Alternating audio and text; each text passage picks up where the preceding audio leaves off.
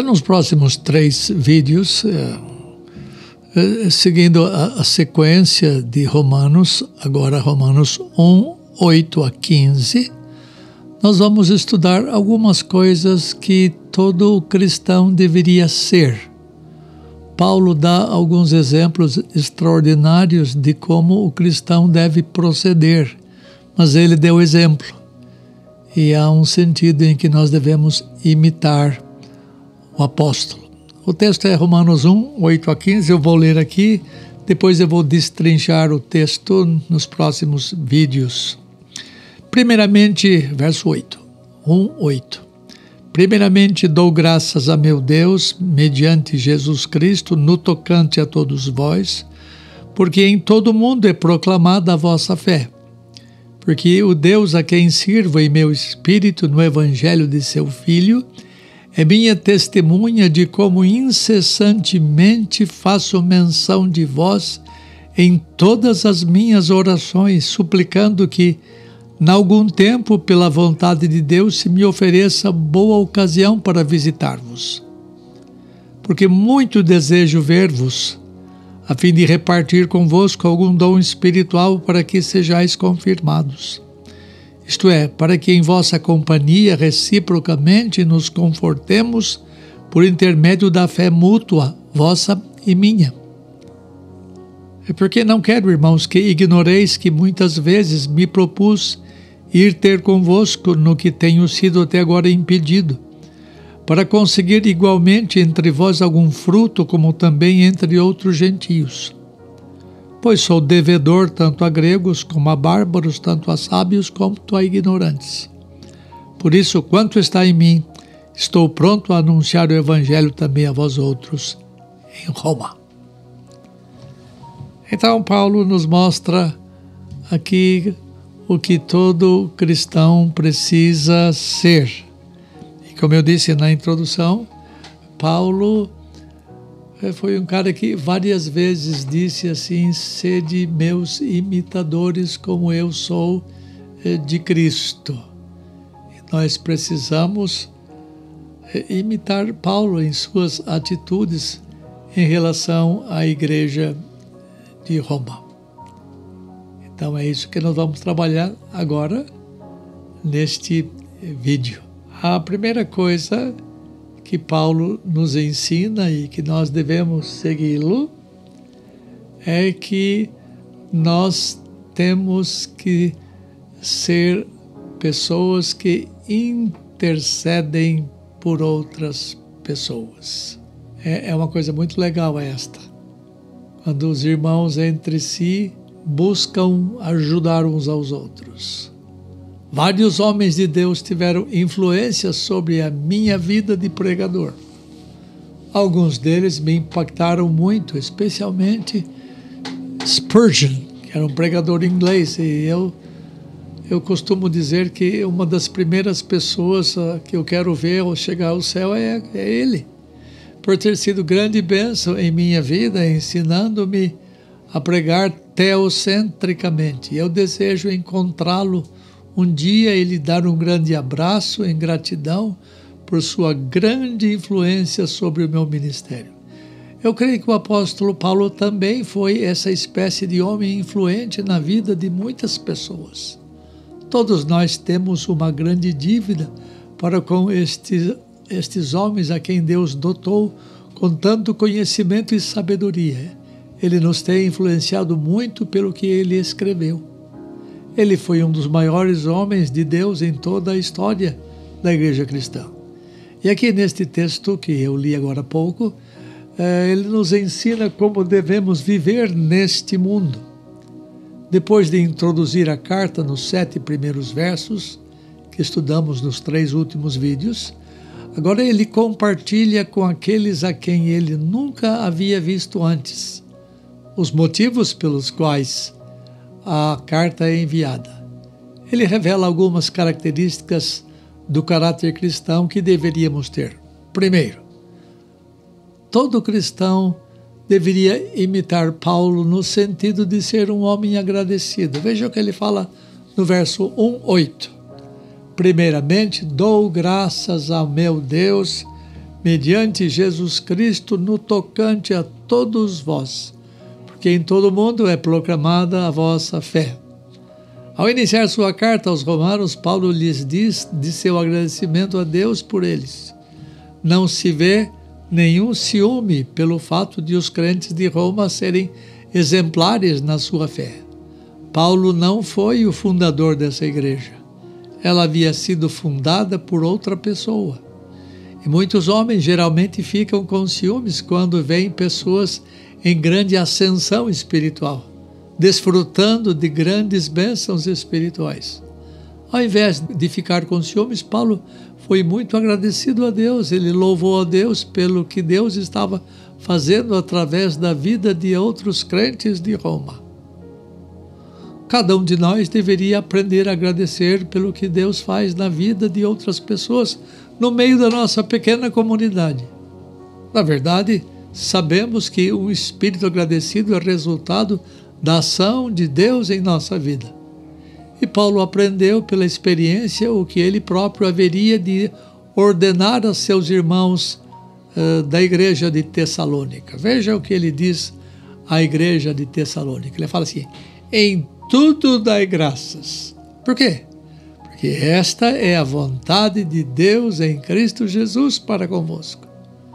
Nós precisamos aprender a nos regozijar com a vitória de outras pessoas e com o sucesso espiritual delas. Muitos cristãos não são agradecidos quando outros são aquinhoados com bênçãos espirituais. Quando é que vamos aprender a ser agradecidos pelas vitórias espirituais dos outros? Quando vamos aprender a ter um espírito agradecido? A resposta a estas perguntas repousa em colocar Jesus no centro de tudo o que fazemos. Se você crê na suficiência de Jesus Cristo, então você sempre ficará satisfeito com o que Ele faz na sua vida e na vida de outros. O segredo da ação de graças repousa na satisfação que temos com Jesus e com o que Ele nos dá, seja de abundância ou de escassez. Cada cristão deveria arrancar da boca de outras pessoas o mesmo testemunho que os romanos alcançaram de Paulo. Essas pessoas foram conhecidas pela fé delas em toda a parte onde o evangelho havia sido pregado. Eles possuíam um estilo de vida inconfundível. O mesmo deveria ser verdadeiro de nossa igreja local. Estejamos em qualquer lugar que estivermos, vivamos de tal modo que outros possam dizer de nós o mesmo que Paulo disse dos crentes de Roma. Segunda coisa, no verso 8, todo cristão deveria ser um proclamador da fé. O texto fala assim, 8b, porque em todo o mundo é proclamada a vossa fé.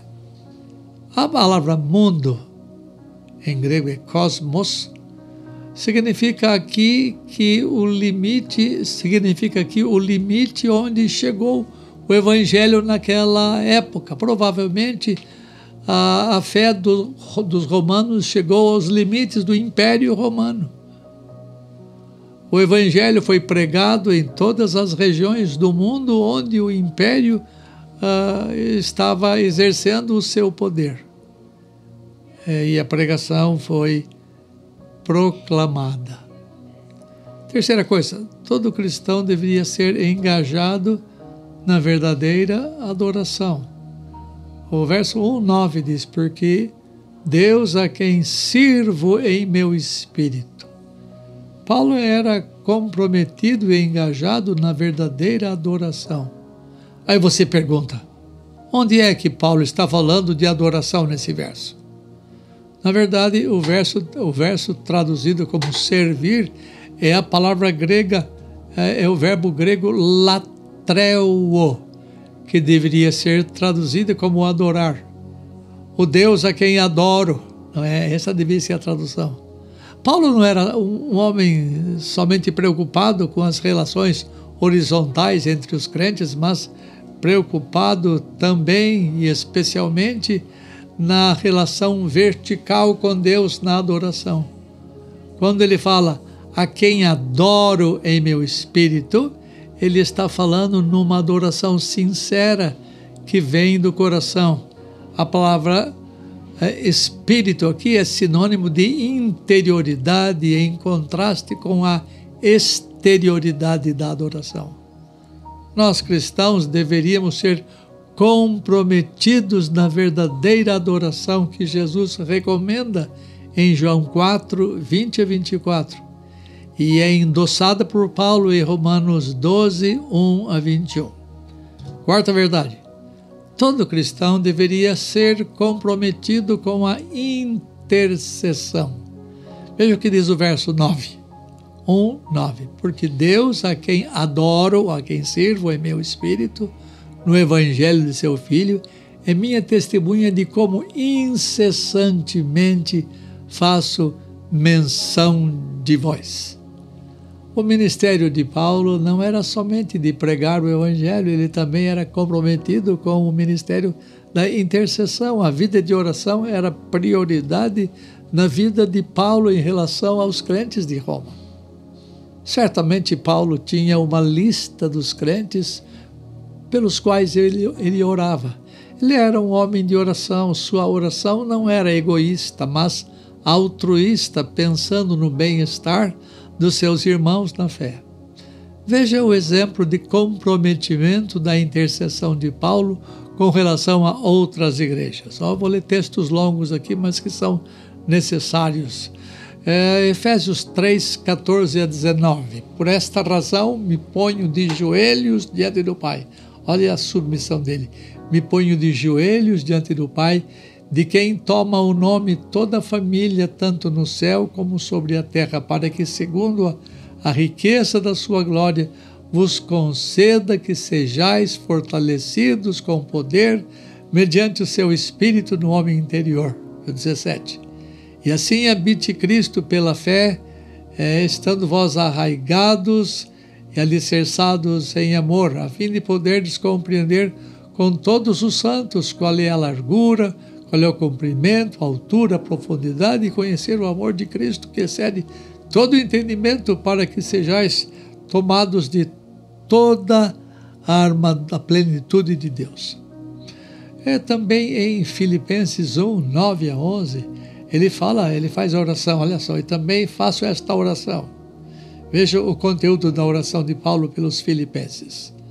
Que o vosso amor aumente mais e mais em pleno conhecimento e toda percepção, para que aprovardes as coisas excelentes e serdes sinceros e inculpáveis para o dia de Cristo, cheios do fruto de justiça, o qual é mediante Jesus Cristo para a glória e louvor de Deus. E mais um texto ainda, está lá em Colossenses 1, 9 a 12.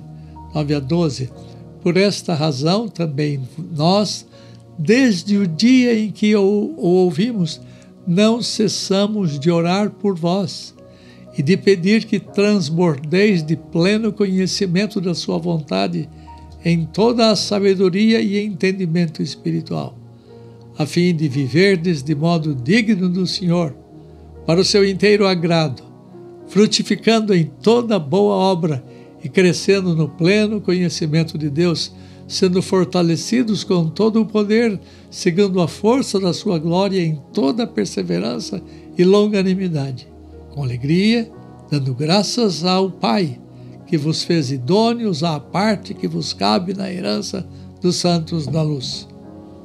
Esta é a razão pela qual temos incentivado o ministério da intercessão na igreja. E a igreja precisa fazer isto.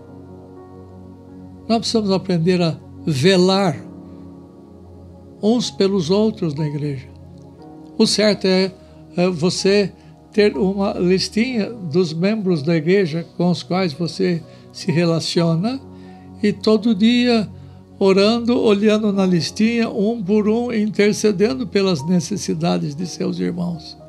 Paulo fazia isso com todas as suas ocupações, com todas as suas viagens, e ele viajava no lombo de um animal, sacolejando o tempo todo, mas lendo a listinha dele, por todos vós eu faço esta oração. E ele diz o que ele pede. Faça dessa prática uma prática da sua igreja. Ajude os seus irmãos a orarem uns pelos outros.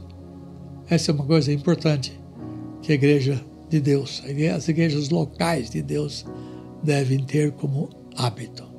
Orai uns pelos outros. Até.